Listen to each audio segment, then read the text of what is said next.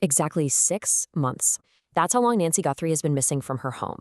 But today, the agonizing silence has completely shattered. We have just witnessed a massive, sudden data dump of brand new evidence from the Pima County Sheriff's Office.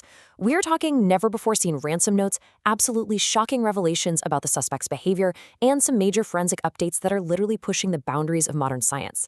In this explainer, we're going to lay out exactly what law enforcement just dropped and, more importantly, decode what it all actually means for this truly chilling case. Okay, let's dive into this by anchoring ourselves in the critical timeline. You remember the terrifying sequence of events, right? It all kicked off overnight, January 31st into February 1st, when Nancy was abducted. Bam. Right after that, on February 2nd and then February 6th, the media gets hit with a rapid-fire succession of aggressive ransom notes. But after that second note, absolutely nothing. Crickets. Just a long, agonizing 6-month silence. Now, right at this 6-month anniversary mark, investigators have finally cracked open the vault. They're clearly hoping this specific info dump will be the spark that finally breaks this case wide open. And honestly, the most shocking part of this whole evidence dump has got to be the actual text of those two ransom notes. For the very first time, the public is seeing exactly what was sent to Cold TV and TMZ in those frantic early days. So why release them now, half a year later? Well, it strongly signals that investigators might be hitting a roadblock. They're likely leaning into this transparent release out of sheer desperation, hoping to spark a memory or trigger a tip from someone who might recognize the writer's highly unique style. Let's take a look at the very first note sent on February 2nd, which was addressed directly to Nancy's daughter, Savannah. The tone here? It's incredibly aggressive. They're demanding an initial $4 million in Bitcoin, threatening to bump it up to $6 million, and explicitly threatening Nancy's life if they don't get paid. But here's the kicker. To prove they actually had her, they included these chilling, highly specific proof-of-life details at the very bottom. They accurately mentioned a white smartwatch left on the floor by her bed, and that a white floodlight in the backyard had been completely destroyed. They wanted the family, and the police for sure, to know they were not messing around. Now, what's really interesting about this slide is the bizarre linguistic clues hiding right in plain sight. Let's look at two specific phrases, pulled from that first note. First up, 4 million USD. Think about it. Americans generally don't talk like that, right? We just say dollars. That USD is a massive clue. It suggests the writer might be used to dealing with foreign currency or international wire transfers. And then there's the phrase back in Tucson. This heavily implies the kidnappers had already left the city, and considering the Nogales border crossing into Mexico is barely an hour south of Tucson, it raises some really serious questions about whether these suspects slipped across the border before the investigation even got off the ground. But then, just 4 days later, everything completely flips. When you compare the content of these two notes, the whiplash in tone is just staggering. Note 1 is aggressive, all about the money, misspells basic words like received, and threatens murder. But note 2, sent on February 6th, it's addressed to the whole Guthrie family, makes literally zero financial demands, and is entirely passive and apologetic. It claims they didn't grasp how serious Nancy's physical condition was, and that she passed away from a heart issue right after being taken. Experts will tell you it is incredibly rare for a kidnapper to show remorse or claim they never intended to cause harm like this. The actual wording of that second note is just deeply, deeply unsettling. It reads, in part, "She is buried in nature now. Nothing you could have done could have changed the outcome. We are truly sorry." It's bizarre, isn't it? The phrasing is almost theatrical. Buried in nature. Who actually talks like that in real life, let alone in the middle of a high-stakes kidnapping? It feels weirdly detached, strangely poetic, and just completely out of place for a violent home invasion. Which leads us to a massive, lingering question. Are we looking at the work of a highly sophisticated, cold-blooded ring trying to manipulate the family and cover their tracks, or, considering that super bizarre phrasing in the second letter, could this just be a desperate amateur? Someone who maybe used an AI program like ChatGPT to generate a fake ransom note just to buy time and cover up a crime that happened way earlier.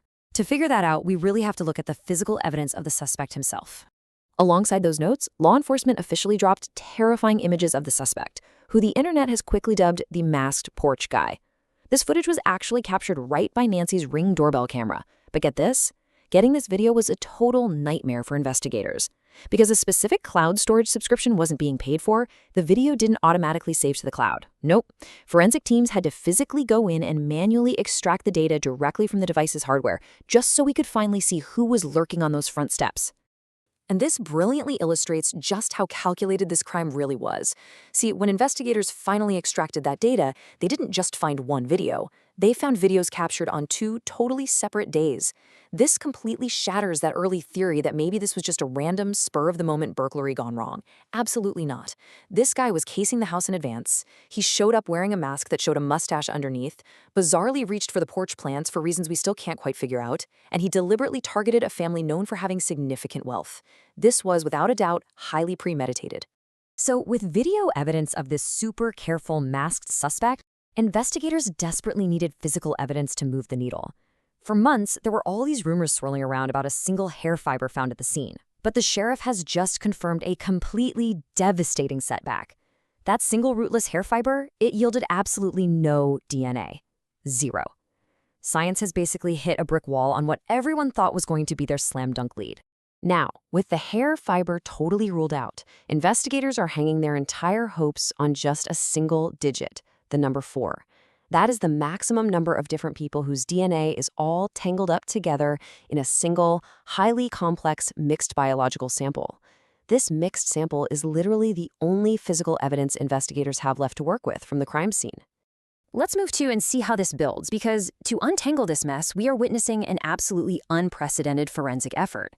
Because separating a 4-person mixed DNA sample is so insanely difficult, investigators have literally shipped the evidence out to 5 or 6 specialized labs across the whole country. They're using advanced genetic genealogy to map and analyze millions of individual genetic markers, hoping to finally isolate the distinct profiles. Look, if they actually manage to pull this off and identify a suspect from this tangled web of DNA, it will be a groundbreaking, first-of-its-kind achievement in modern forensics. But while the labs are grinding away at millions of genetic markers, the emotional toll on the family is just immeasurable. Just days before the 6-month mark and this big data dump, Nancy's daughter Savannah released this totally heartbreaking video on social media. She bypassed law enforcement completely, opting instead to look right into the camera, trying to connect face-to-face with the very people who took her mother. Her message was deliberate and incredibly powerful. She said, "I truly believe it is never too late to do the right thing. Tell us where to look for her. I believe there is always a way home." If you look at this strategically, she's clearly appealing directly to the conscience of whoever wrote that second apologetic ransom note. She's banking on the very real possibility that at least one person involved feels genuine remorse. She's hoping that the crushing weight of their guilt will finally push them to break ranks and just make that phone call. Meanwhile, behind the scenes of this desperate search, the dynamics of the investigation itself are under a microscope. The Pima Code Sheriff's Office, led by Sheriff Chris Nanos, is still the lead agency here. The FBI is strictly playing a support role, lending their massive resources for things like digital forensics, analyzing cell tower pings, tracking that Bitcoin wallet. Now, there has definitely been a reported war of words between the sheriff and former FBI officials over some alleged early missteps and lost time.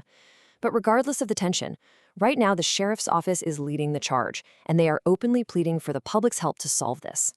And to that end, law enforcement just released a very specific checklist of behavioral red flags, and they're asking all of us to look closely at our own networks. They want you to cast your mind back to late January and early February. Did someone you know suddenly become super anxious or irritable? Did they randomly dye their hair or maybe shave off a mustache? What about unexplained cuts or bruises around January 31st? Did they suddenly drop off the map, miss work, obsessively detail their car, or show an intense, weird interest or totally avoidant disinterest in Nancy's neighborhood?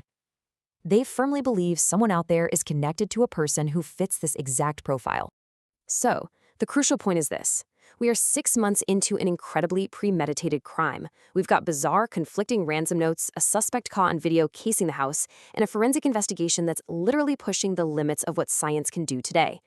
Law enforcement has finally laid their cards on the table. Now it's just a waiting game. Will the heavy internal burden of guilt finally break the person who claimed to be truly sorry?